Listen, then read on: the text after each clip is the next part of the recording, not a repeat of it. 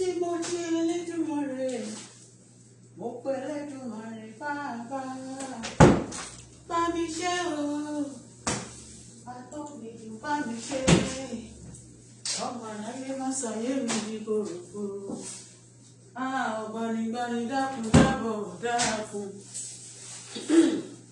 káṣe ní báni dárò máyà lọ́dọ̀ mi, dákun dákun dábọ̀ dákun, bàbá gbé orí mi sókè Ọlọ́run mi, gbé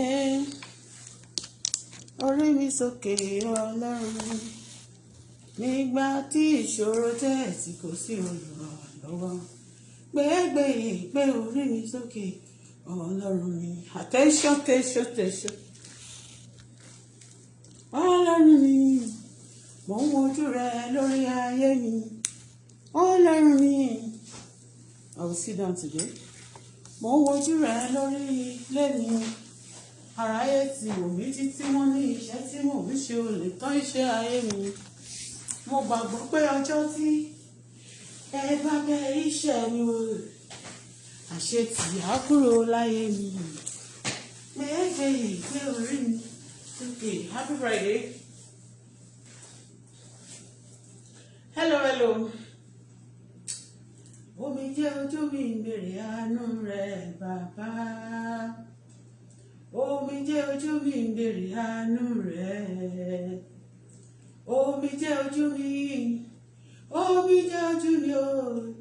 Omi jẹ́ ojú mi ń bèrè àánú rẹ̀. Bàbá ṣàánú mi o. Ṣàánú mi, àjàgà ayé ń wo mélòó rú. Ṣàánú mi, bàbá ṣàánú mi o. Kéṣù má jẹ mí níyàwó. Ojú rẹ ni mo ń wò. Ọmọ kì í wojú bàbá rẹ̀ ó pòfo. Ọmọ ìlérí mọ́lẹ̀ pé mi ò bàbá.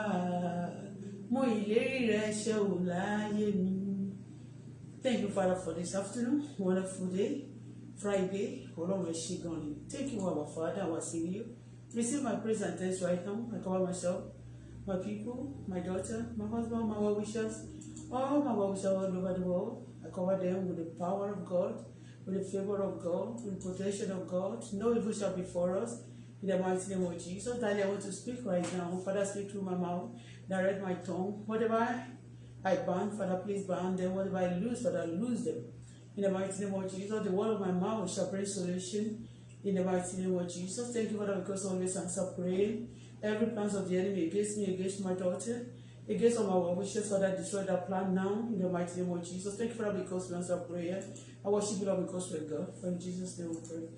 Amen. Good afternoon. This message, I'm going to say another thing on this message. On this today, happy Friday. May Saturday Asimi Jomo. You are welcome to this platform. Please share. Actually, the message I sent a message to Canadian system, but not Canadian system alone. I'm going to the chat is going to be little, very small, not time too much to waste on it. I had a video and I have a lot of people have been tagging me for the past days. The boy, not the boy, he's a musician, one of the musicians, the one I promoted in Dubai that actually caused trouble, that stole money. That I never knew that they are cultism, terrorism like that, taking people's skin and they kill people, you know. But some of them, they cover up with some things that they do. Some will tell you they are musicians. They cover, they hide under some things. But they are terrorists. But how did that this boy particularly is coming to Canada? I think this is the second time. About 3-4 years ago, I heard that he was in Canada. So I want Canada to remember that I have this boy in my claim. Yes, and I have a copy of my claim. The boy's name, the guy's name is in my claim. His name is Sule Alao Malaika. Okay? His name is Sule Alao Malaika. He's the starter of all this millennial problem. The one I promoted twice that stole all my money, that's, you know. they are evil. It's a terrorist, not a joke. I don't spoil their name. So I know that Nigeria actually seriously fighting against their atrocity now. Most of them, they never travel during the fasting, but this time around, all of them are leaving Nigeria. Like the one right now in London, and this one also is coming. And I heard that one of his girlfriend or wife is living in Canada. That is Sule Alao Malaika also. So I don't know, maybe already giving a citizen or permanent resident of Canada, because all of them, they plant all their people in every system.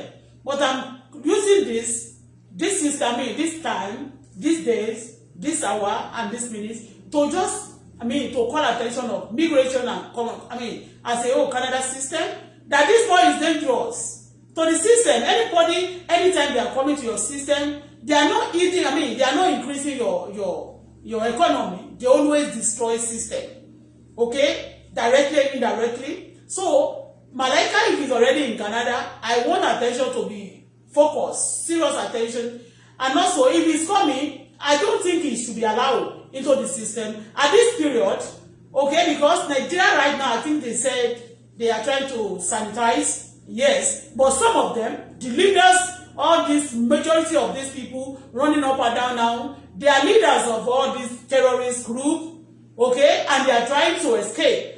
And when they escape, they are still going to recruit more after some time. They must not escape. Yes, the leaders must not escape of this terrorism group. I know it's one of the terrorist leader also. So they always lying that they are working, they are singers, but I'm telling you, majority of those singers, 95% of them are terrorists. Seriously. But this one is actually the one that started, and it's dangerous.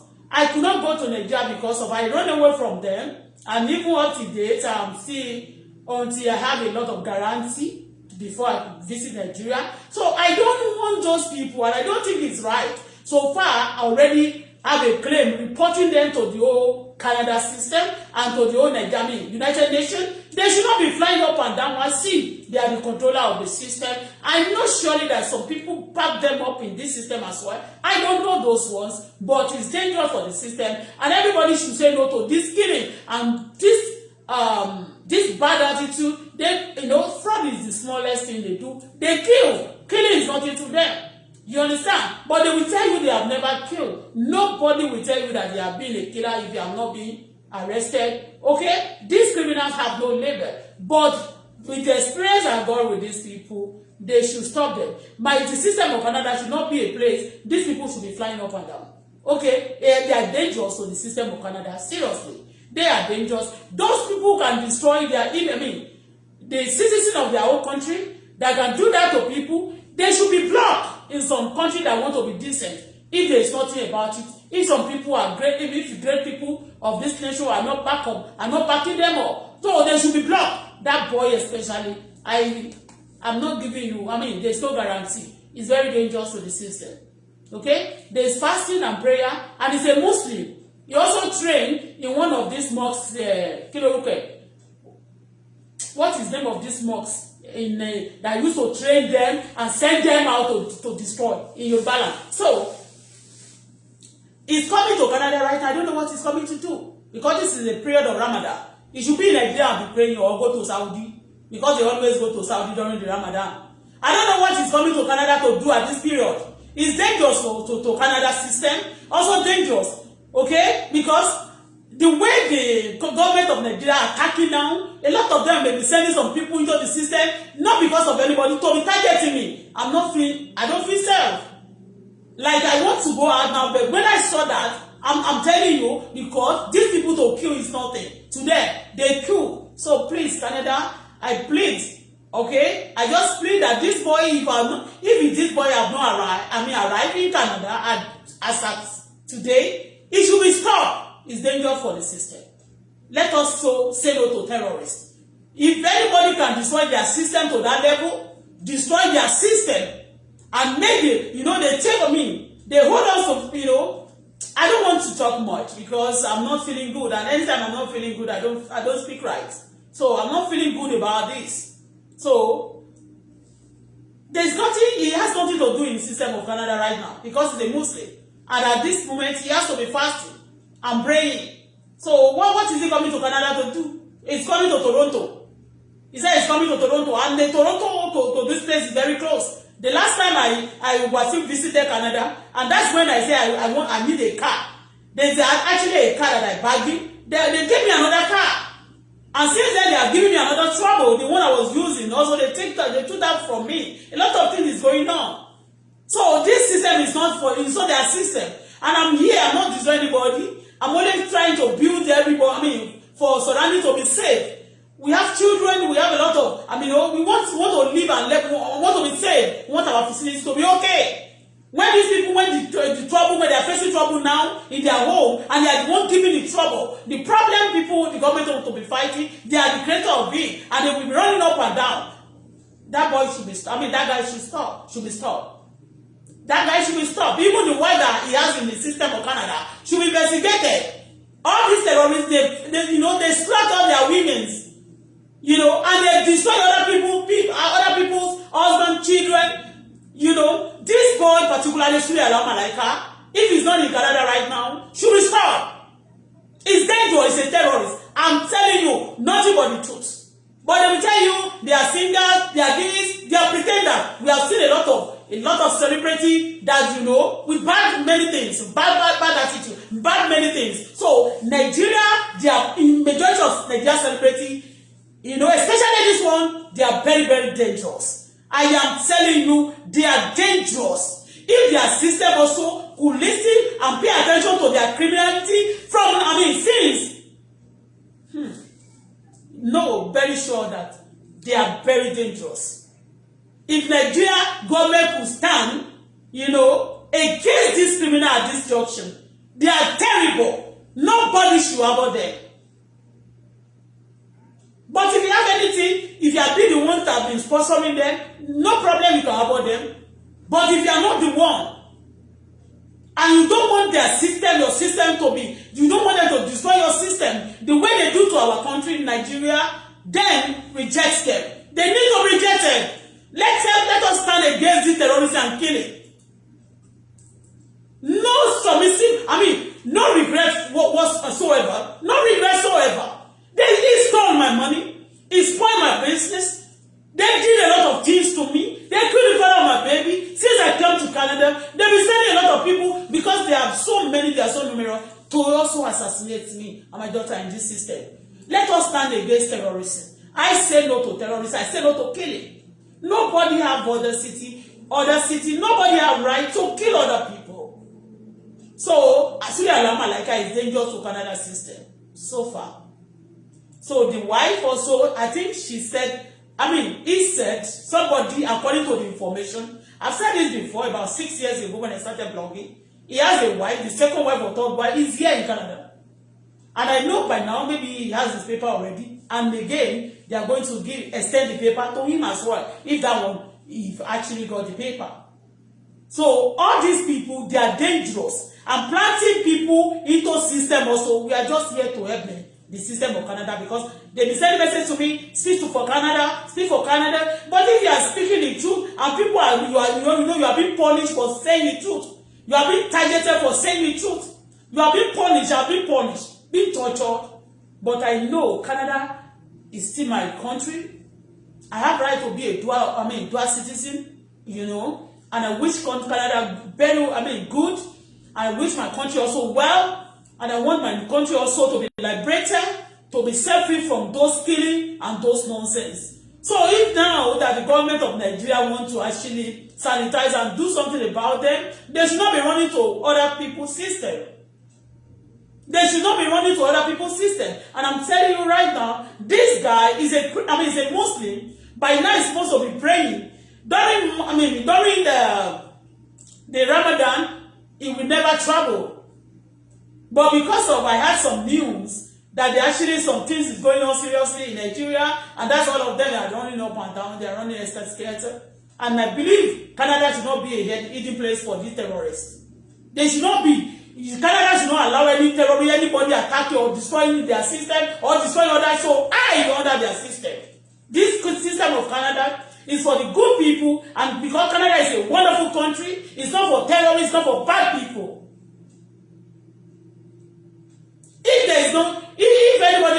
reported these people is another thing. But this guy already been reported. I have the claim that they actually have his name.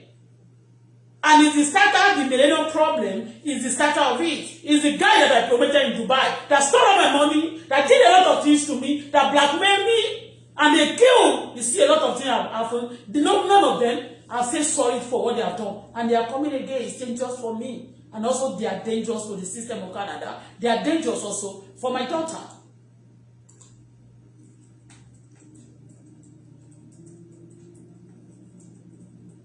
The killers, they have freedom moving up and down.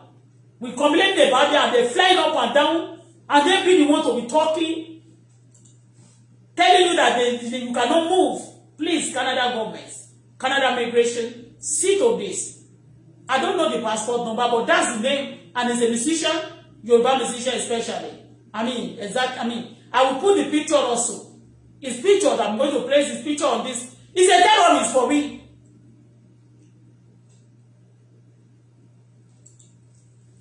He's a terrorist.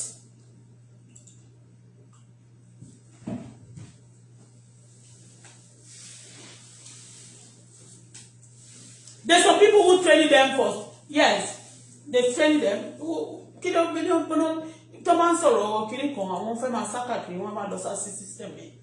The other time, to was Canada, I will just look at them. If I see any one of them coming out, even if what's the name, even was there, they is coming to the system, I will ask them, I will challenge them. I will challenge him that. Why is he coming out? Somebody that is already is being accused. It's not a joke. People know what they are doing to the system. Do you want your system? Do you want your children not to be safe? The way they are killing people, the way they kill people's family, the way they are slaughtering people in Nigeria, you can see with your naked eyes. Do you want them to be doing that to your people, to your children here?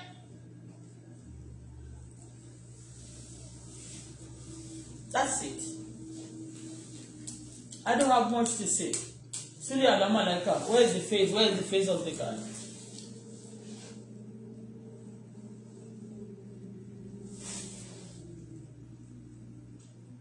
People want to go to Nigeria. All of them go to the cities in Nigeria. If you don't buy Nigeria, they get what if you don't go to Nigeria? There's a city in Nigeria. Nobody must support them. No country must support them. No country must support them. How can you be killing? And when when your secret is open, then you'll be running up and down. You want to start other people's life. They must go back to their country. They must reside in their country for now. Nobody must travel. None of them must travel. None of them must go and eating in. They already plant all their people in every system. So when they are leader now, they just make your place a home for themselves.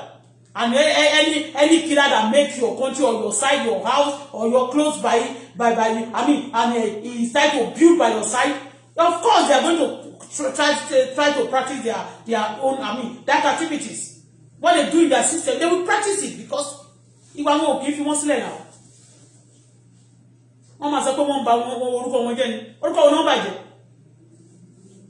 àwọn ni wọ́n parọ́ mọ́ wọn náà wọ́n pa mọ́ wọn ẹni kúta lè máa rí tí bàyẹ̀ bọ́ mú wọn face to face máa sọ pé àwọn criminal they will what is tó bá rí wọn face to face báyìí náà wọ́n ní pé àwọn òbí ti criminal.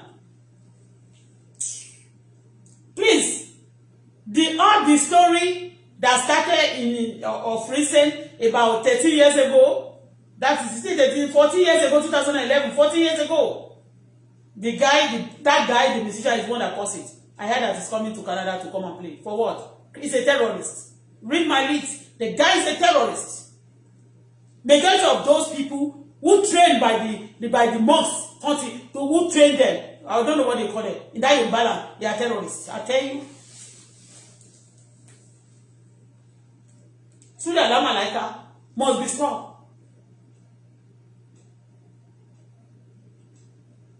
Yes, Sule Alao Malaika, there is no space for him in this system. Don't allow him. He's dangerous for Canada system. And I'm telling you, he has a wife here.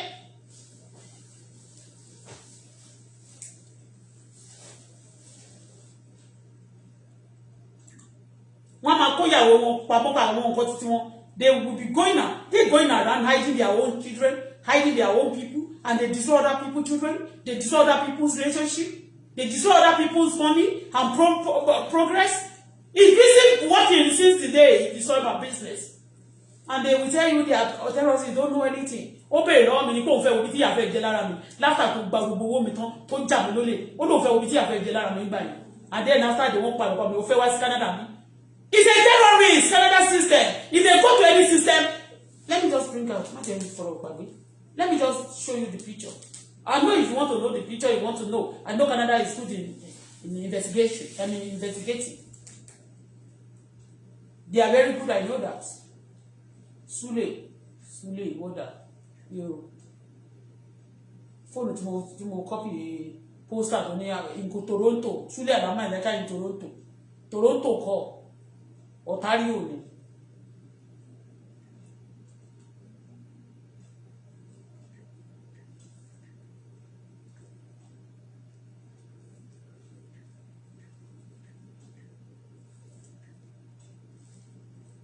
Wọ́n máa sọ pé àwọn kan ló bẹ̀rù níṣẹ́. Ẹni tó bẹ̀rù níṣẹ́ yẹn, ẹni tó bá ti bẹ̀rù níṣẹ́ tí ò bá ti lè jẹ́wọ́, ẹni tó tẹ́wọ́ àdúrà. Ìrọ́pọ̀ ọjọ́ tó fẹ́ àjálè ní Dubai náà, bó ṣe gbàdúrà nínú plane ló gbàdúrà tó ẹ̀mẹ́ta. Bí ẹni tó fẹ́ lọ dáhùn àwọn orin, tó fẹ́ lọ kọ̀mítì àwọn tó máa lọ ń kọ̀mítì suicide bomber yẹn. More than 3 times wọ́n ló gbàdúrà nínú plane níjọ́ yẹn, bí ẹni tó fẹ́ lọ kọ̀mítì suicide bomber. They will be feel like this as if they are godly people, bad people.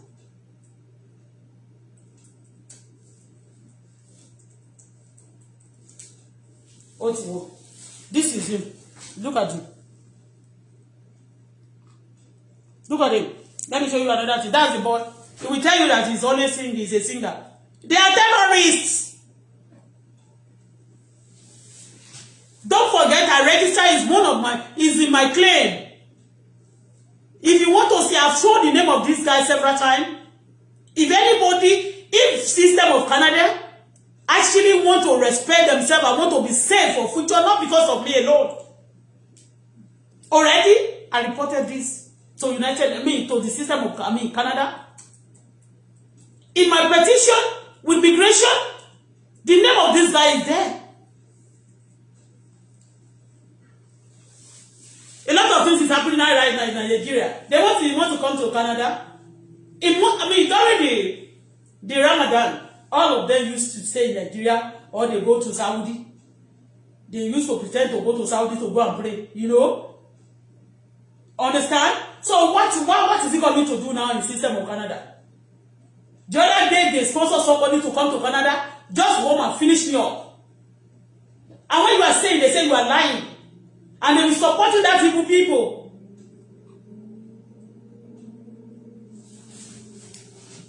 Let me show you another picture.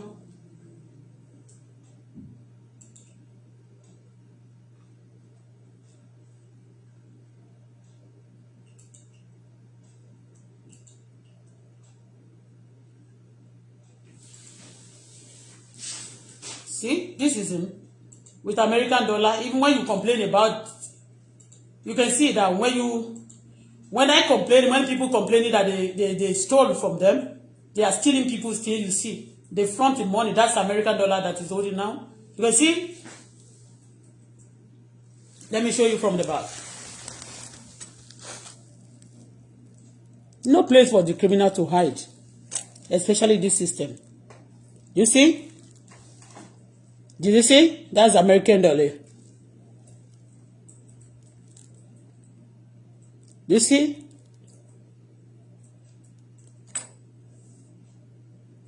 Anytime you complain about, maybe you complain, this is what they do. All money they're stealing from the system. A lot of people will go to prison now. After, if you visited this place, if you allow him to come in or to perform, a lot of people will be in trouble also. Because they send people to go and steal.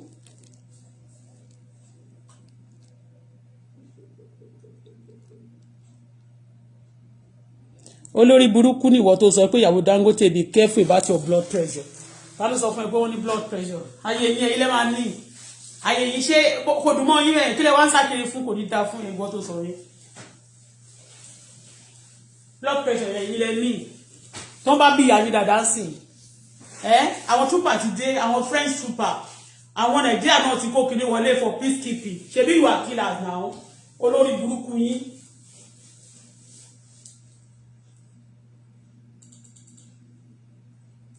aláyé gbàjọ of the highest. Think I will pardon you, Nick.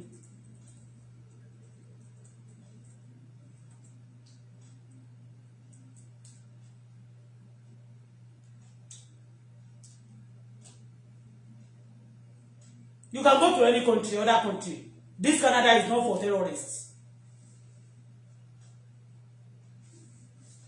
And this time, what are you doing? What are you doing in Canada? What are you looking for?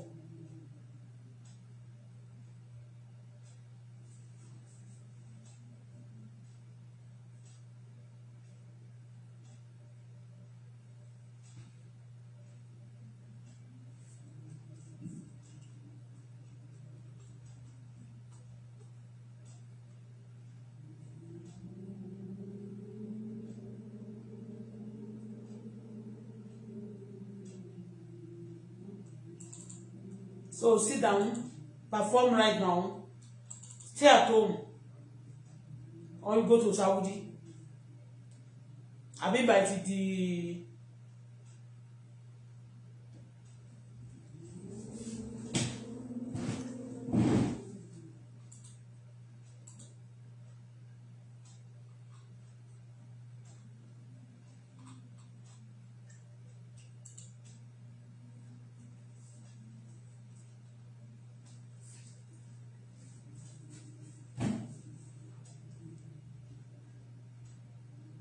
That's it. That's the name.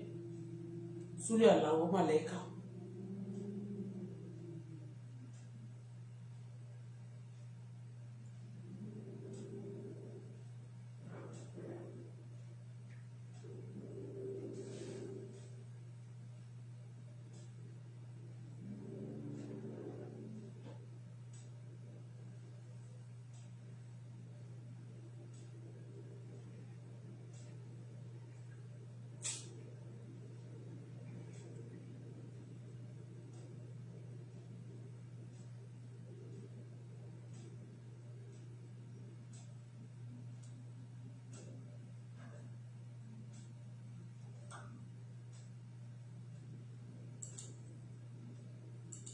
Wọ́n ti fi system ìfẹ́ jáde nílé ṣé ẹ̀sọ́ tòótọ́ ṣé wọ́n máa ń travel these people ṣé wọ́n máa ń lọ sí òwò ìkíní nígbà rẹ̀ are they not Muslim?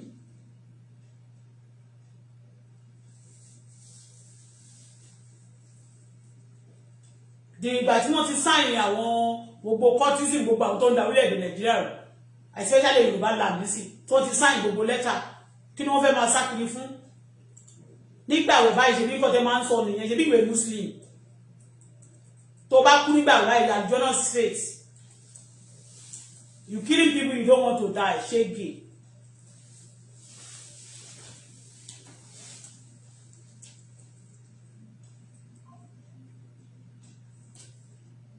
tábòrò bá ṣége lóbu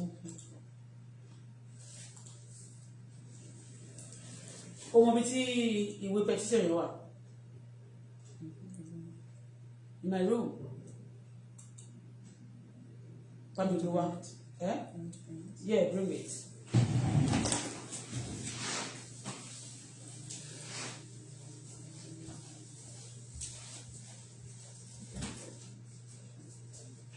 I want to show you.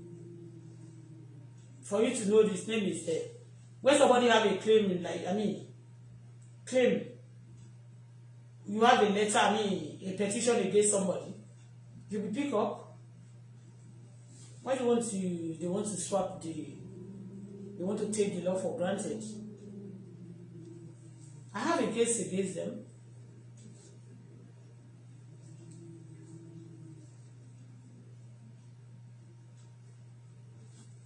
And I've reported the case to the government. Not the government of Canada alone, even to the United Nations. Kí ló dé máa pretend pé bóyá ọ̀rọ̀ yẹn kò ní ìtumọ̀, pretending to the whole world that whatever we have said is not that they have no meaning. Ìtẹ̀ tún ṣe kì í ṣe claim yẹn tí immigration gbogbogbò bàtà dé gbogbo statement of immigration sí ó wà nínú báàgì tí a máa kó document yẹn mo kó fún mi of recent gan náà tí mo show ẹ ó dẹ̀ kó sẹ́gbẹ̀ẹ́ mẹ́yìn I just want to show you the copy tí lawyer fún wa nígbà yẹn tí immigration lawyer fún wa the copy of the statement tí immigration lawyer fún wa the petition ṣe petition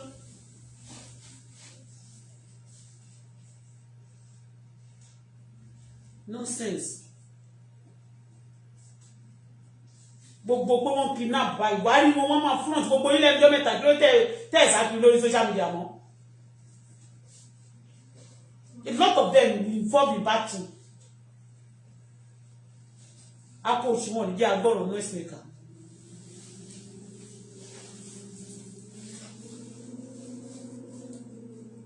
you destroy my business and you are going now you will tell people you will tell Canada you are want to come and do business, right? You are coming to work to come and sing. When you destroy, I mean, since the day I promoted you, ọjà mélòó ni mo ti tà? Báwo ni gbà tó dé kí ló ṣe bá mi?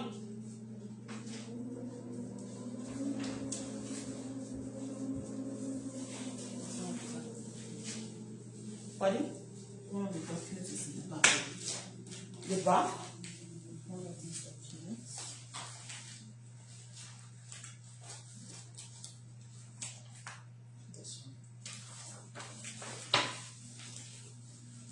Gbogbo ìwé ìdíje òjò tí skul ní ìgbà yẹn àti ọ̀hún sáyẹn agreement wọn.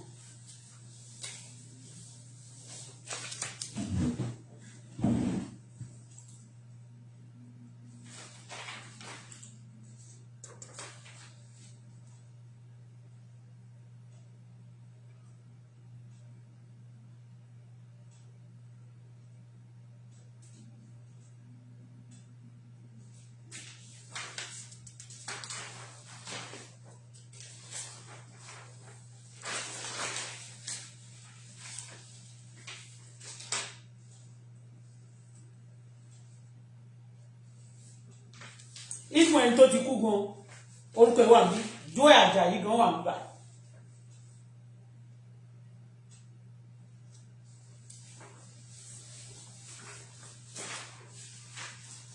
Check the office of this person and this is my copy.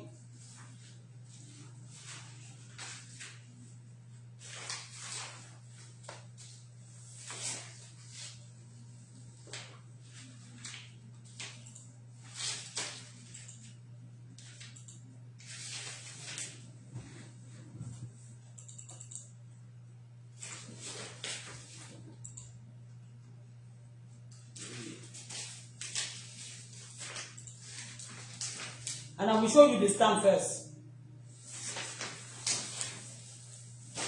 For you to know, look at the stamp. Look at the logo. Can you see the logo? Can you see the logo? So, it's not a frame. Can you see the stamp? And can you see the date? This is November 2018. All right, November 2nd, 2018. Okay. You can see the front page, the letter from the lawyer, the immigration lawyer. And let me show you now. I will show you everything. I just want to show Canada. In 2011, I promoted a musician. His name was Sule Alao Malaika. Can you see? So this is part of the claim submitted to the government of Canada. The cause and the problem, the starter of the problem, the millennial problem, Sule Alao Malaika, patrolling Canada, is one of them. I am telling you, he's a criminal, nothing but a criminal, a terrorist. You can see their name is there.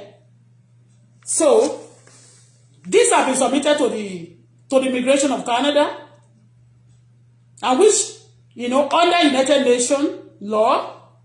So I believe also It's not just for Canada alone, for United Nations, because I claim, protection under refugee. Because of what they did to me, as a business person, after that,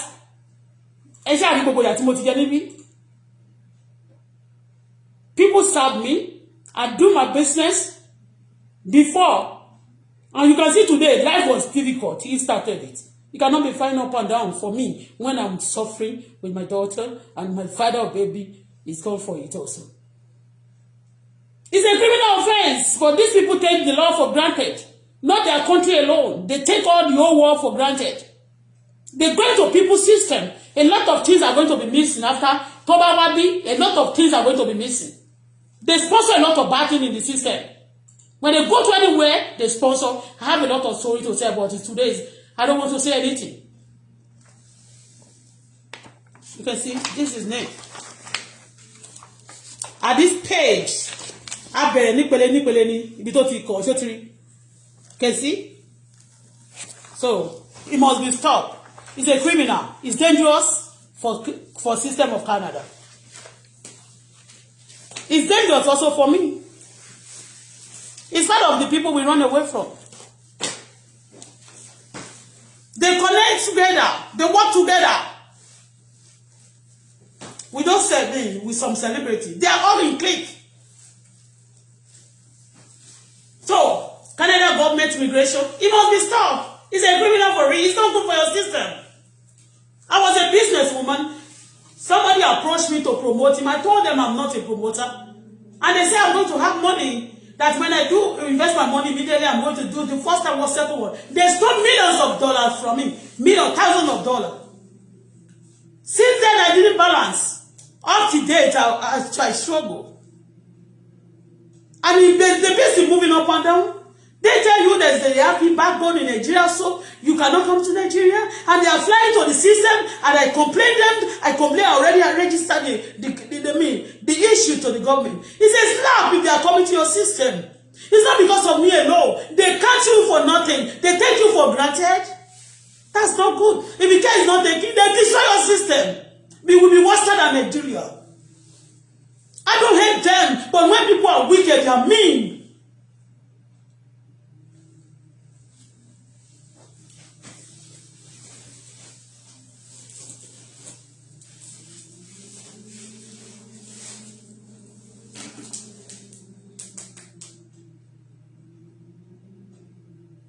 All what they stole for me, I never steal. And they never pay back. And they are telling me that they go up and, they are doing their business, nothing wrong with them. If they have strong backbone back home, I don't think they should have backbone anywhere. Why must you? Don't allow. I don't blame for maybe before you don't know maybe that these criminal people, maybe they are so, but now I register this. And now it's not even time for them to be moving up or down. This is fasting period. Everybody is at their home. Either you go to Saudi to pray, that's what they used to do. Or you stay back home to do your fast and prayer. What are they coming to do in the system? All of them criminal now, they flying up and down was against in London during the fast and prayer, fasting. And in Canada, this also is maybe already in Canada or is coming already because the poster is everywhere. They say in Toronto.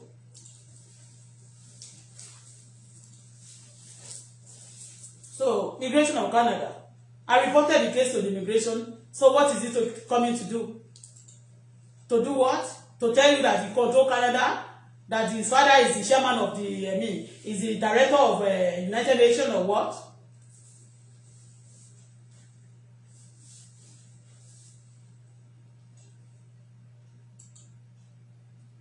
Yeah, what's a girl? I just want to show that.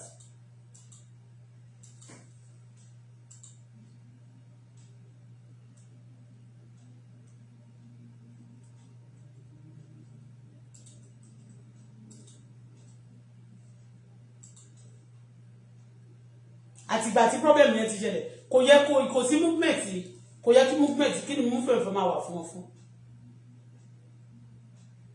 the millionaire yìí anybody tó bá ti wá stage by stage all your stories whatever èyí tí pásítọ̀ bá sọ whatever, because all of you, when you want to finish people, you gather together, you join hands together to finish, but you cannot finish me.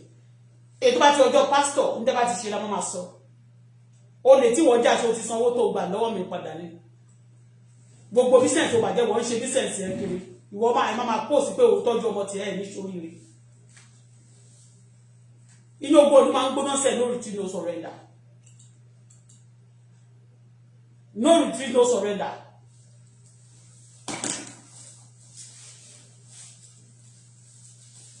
So gbogbo yín ẹ má máa ṣe bí olórí burúkú kankan fún wa ń bí o. Ó ti yé yín kò sí kankan no kò sí kankan tẹ́ nínú ní ọ̀dà sọ́bọ̀ yìí Ọlọ́run lọ̀gá Ọlọ́run àtàwọn tó dẹ̀ ti jẹ́ olórí gan fún orílẹ̀-èdè náà there is nothing tó wọ́n lé wọn ò ní ṣe burúkú fún wa torí àṣẹ burúkú ní tá à ń sọ iná ni wọ́n ní speak for the Canada, we are speaking for Canada. For the criminal not to be needy coming after attacking some country and then you want to come after destroying some system, you want to come and hide? No, there's no place for you to hide. Canada is a golden place that, you know, when you try to hide, it will blink and it will fetch you out. So we are telling you, no place for you to hide. Don't come to Canada right now. Or you submit yourself to Canada police also that, okay, oh, if I'm lying against you, you must not just come into the system and go. You must not say that you all say what she be saying. He just making noise. Okay? Challenge me that what I'm saying is wrong. Don't stop the country, don't stop the law, don't come into the system and come and steal again and go.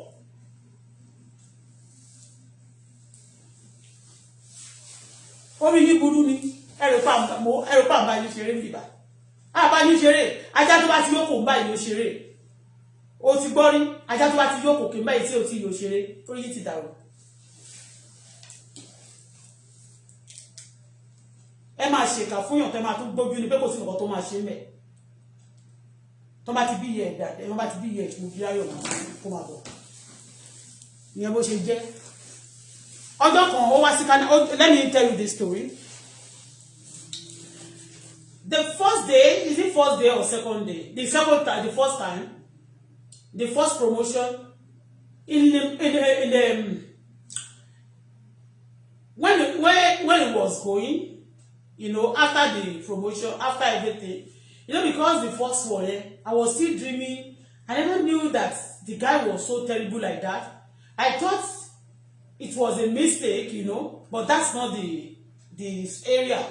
There was a lady that was arrested. A lady, a celebrity, Nigeria celebrity. Yes, a female celebrity, Nigeria celebrity. She was arrested in Dubai with drug, you know.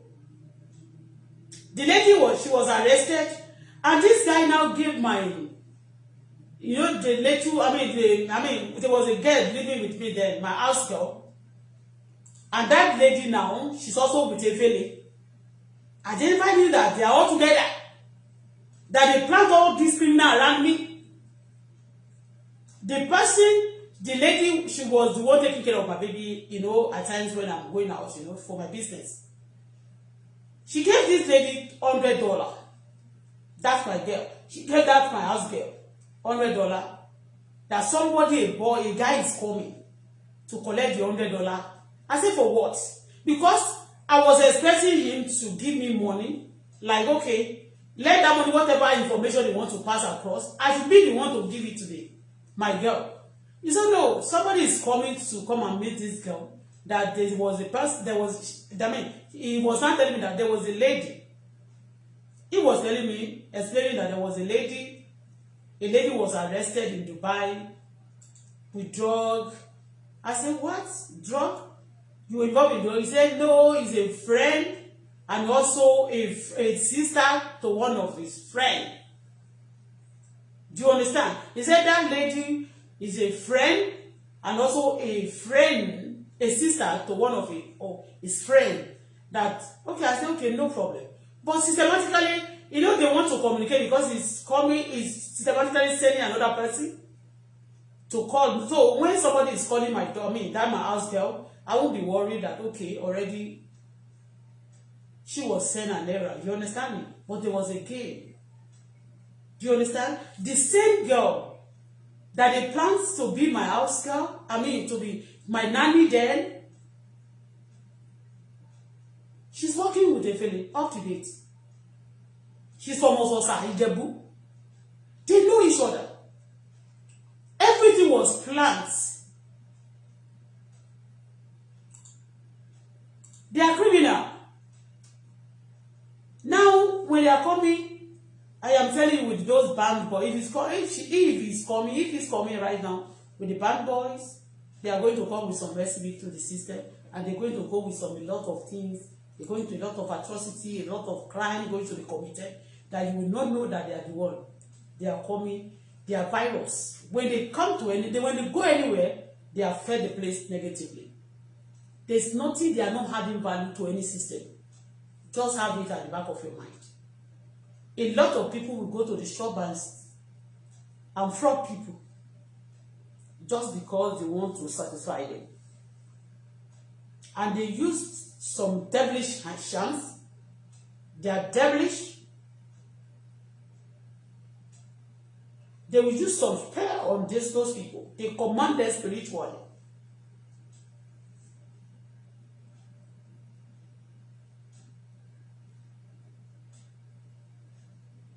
They have no value to any system.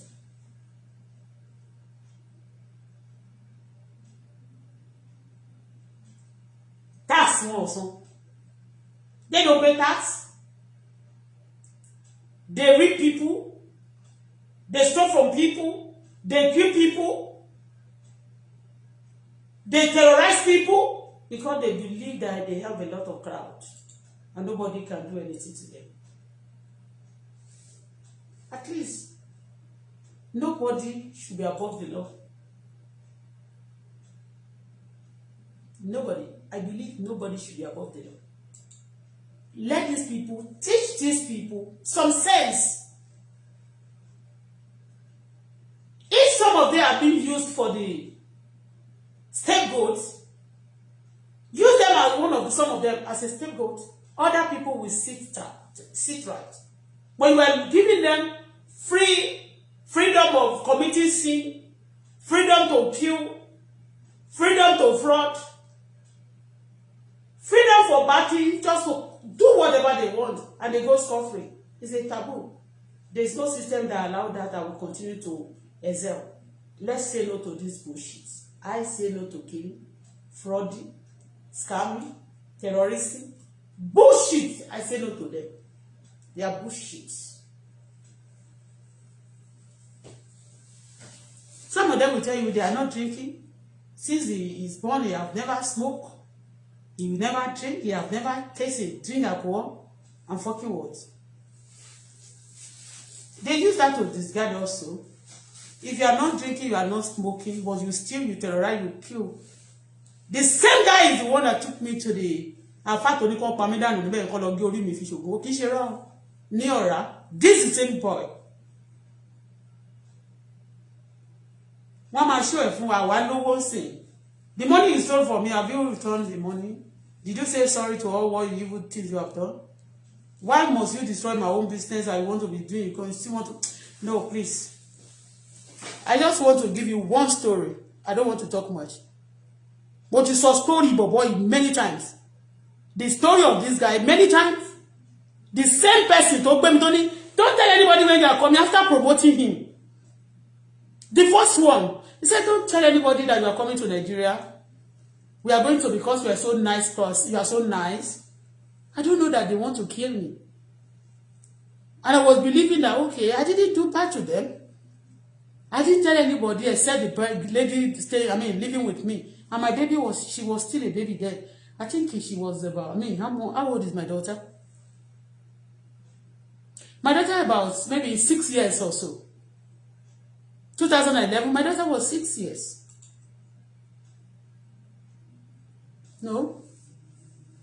I think 6 years plus, yeah. I left my home with that stranger that I call a nanny. I don't know that all of them, they are all together.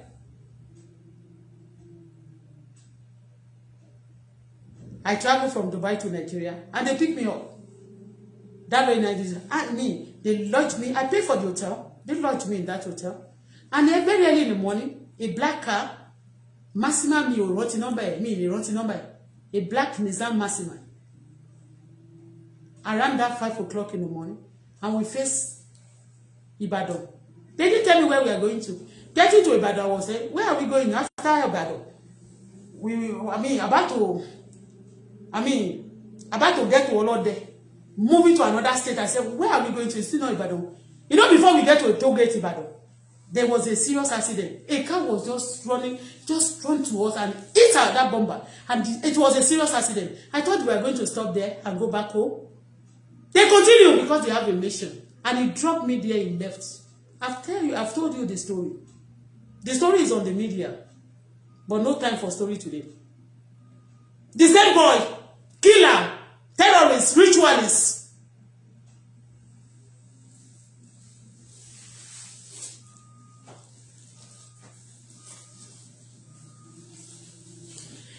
Let me tell you this story. I said, 5 years ago. Àfáà tó wá gbé mi lọ báyẹn nígbà tí mo Ọlọ́run wá kó mi yọ dílẹ̀ tí mo kúrò ńbẹ̀. Mo ti sọ story yẹn. Kò pẹ́ ìgbà wọ́n wá rí pé mo tún ti kúrò ńbẹ̀. You know, wọ́n wá ń ṣe rádaràdà bá kan pé wọ́n fẹ́ fún mi ní ọṣẹ kan fífi ẹ̀. You know, I was telling you that. They don't give me something. One ọṣẹ báyìí. This guy was telling me to go and buy with the soap. You understand me? But it's also me. I said when I get to Dubai now, I'll be using it because I like to film what I will film me motiri moton. But mi ò fẹ́ sọ torí tó bá ti réyàn tán tó bá wà láàrin wọn náà yóò ní sọ fún wọn tó bá ti escape wọn. Tó bá ti escape danger yẹn. Mo wá rí pé nígbà tó wá force lórí go and use it. Go and take your shower. Go and take a bath. Go and bathe with that something.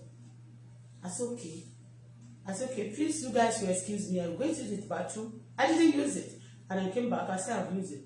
And this guy started asking me, demanding for money. Cars. He said, tell me, what do you have now? And before then, when we are coming back, one of his manager, that is Shola. It's not my son. He has a manager that is Shola, also that bears the same name of my son. Oh God, these people, they always match. And already I showed those ones. I branch wherever I hang my car in Nigeria. That fateful day, that Balo I called 2 days ago. So we branched there. Because I have some car with Balo also there. So the boy already, they are giving information. I don't know that they are fraudsters, that they are thieves, that they are killers, that they are ritualists, they are terrorists. You understand me? To God who made me, Thomas of me pay celebrate it. The only celebrate also of me buru jai. Nipo obìnrin de ni wọ́n máa sọ pé mi ò mọ̀ pé àbí tó wọ́n dé máa ń ba ye yan jẹ́ mi ò mọ̀ pé and was celebrating to God who made me. If I don't have this experience, but if you are talking about them, I will believe that everybody is lying. The same affair, to cause the story short, after using, believe that maybe they have used me, they have shamed me for him, they have banned me. Ìgbà tó ń ti lè rí nípa yẹn, ṣé ti ṣe bẹ́ẹ̀ yẹn, ọ̀sẹ̀ tó lè gbé fún mi yẹn, àṣẹ oríṣiríṣi tí máa ti wọ̀ ẹ́ bóyá màmá dance, my brain will be. I'll be done.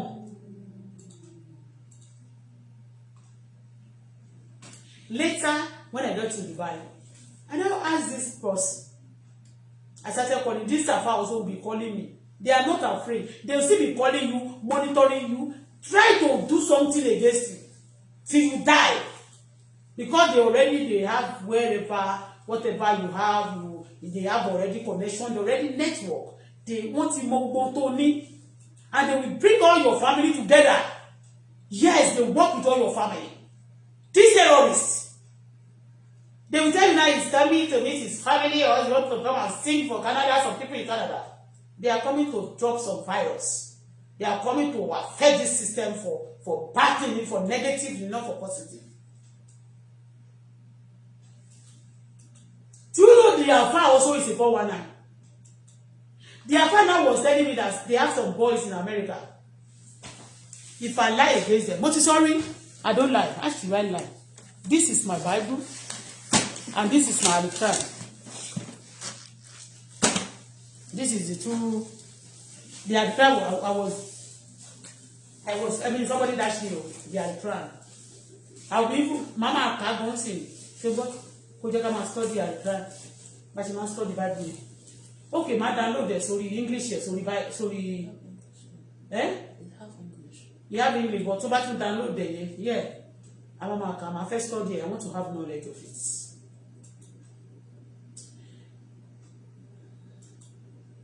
They first started telling me that there's some guys in America, they need business accounts.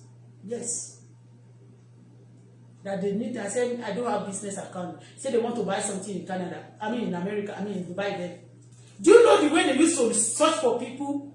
And that's why most of them go out to money company where they want to come and call us there. I'm not to last year. Share but tell me you're right, you tell me to tell me so you me. See most of them you like criminal. You think I'm joking? I don't like them because criminals have showed me paper. They have showed me paper. See, I don't know you are me for me. Don't be money. So I just go. I don't like to make friends with criminals. I know you are numerous, but at the same time, I don't want to make friends with the most often I'm a criminal.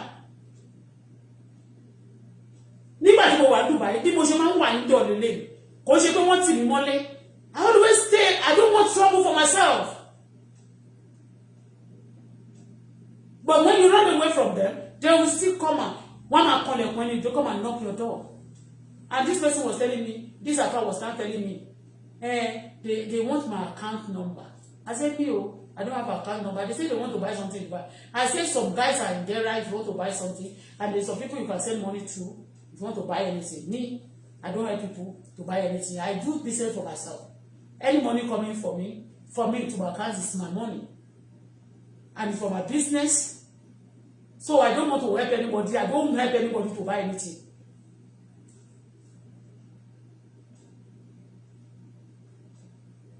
Later, one of the boys who too close to Malaika, one boy no ní Abu Fatai. Kì í ṣe Abu Fatai yìí tó jẹ́ àgbà. Everybody máa mọ̀ Abu Fatai ní Dubai. Ó ga báyìí ojú ọmọ Èkó náà máa ń pè. And I call this person. Bọ̀bọ́ yẹn kó wà nínú àwọn tó kọ́kọ́ já mi. Wọ́n sọ fún mo ní wọ́n sọ pé wọ́n fẹ́ ra nǹkan o. Ẹ mọ̀ pé alábàárò bẹ́ẹ̀ àmì àwọn náà máa bá wọn ra nǹkan káàkiri àwọn náà la máa rán lọ sí Dubai tá a bá fẹ́ ra nǹkan ní Dubai. I don't go to Dubai except máa fẹ́ ra gold nìkan. You know?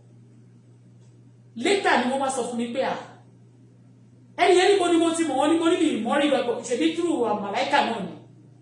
Ẹni tí mo sọ pé ó ṣe nǹkan burúkú. Ó ní 419 ni wọ́n o. Ọlọ́run gbọ́. Malaika is a B419 olè oníjìbìtì terrorist. Mo ní lọ gbogbo nǹkan ni wọ́n ṣe. Ó lè báwọn èèyàn gbé nǹkan wá bí báyìí sí tó bá tún padà sílé wọ́n tún gbé nǹkan lọ because wọ́n máa láwọn tó máa clear wọn. Bẹ́ẹ̀ ni ó lè gbé tó bá wà bí báyìí sí ó ní àwọn igbó àtàwọn nǹkan tó máa kó owó ń bí báyìí tó yẹ kí wọ́n lè lẹ́yìn tó máa clear wọn Nàìjíríà. Yeah, they are close to people. Yeah. So Malaika, me, I don't want to talk about, I don't want to say much. Later bá ní ká máa sọ story Malaika ó gùn gan nínú kíní yẹn. Story yẹn gùn gan. I don't want to say anything now. Oh, but this system, if you want to fly in the system, I don't share. Me buy share, me buy share say. We must call a spade. Criminal must go good. Criminal go. I don't know if wọ́n ti fún mi ni wọ́n ti jẹ́ kí n padà sí position tí mo wà. Mo ṣe business mi. Mo ayé mi pé mi ò ayé mi ò rí dáadáa. Wọ́n máa disturb ọmọ mi kẹ́yìn máa sọ pé ń go free. Kẹ́ sọ pé máa fẹ́yàn ṣe ìtùtù ẹ̀ ní ṣoríire.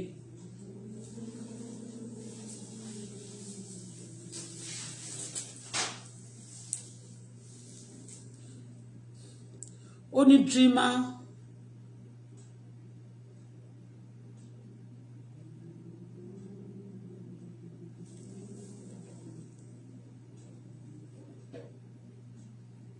Anyway, mo fẹ́ dúró mi tí mo dé. Orúmú Tolú. Mo fẹ́ dúró mi tí mo dé. Mi ò fẹ́ sọ̀rọ̀ òwe yín mú. So Canada should stop it. Only 419 terrorists aláyé bàjẹ́.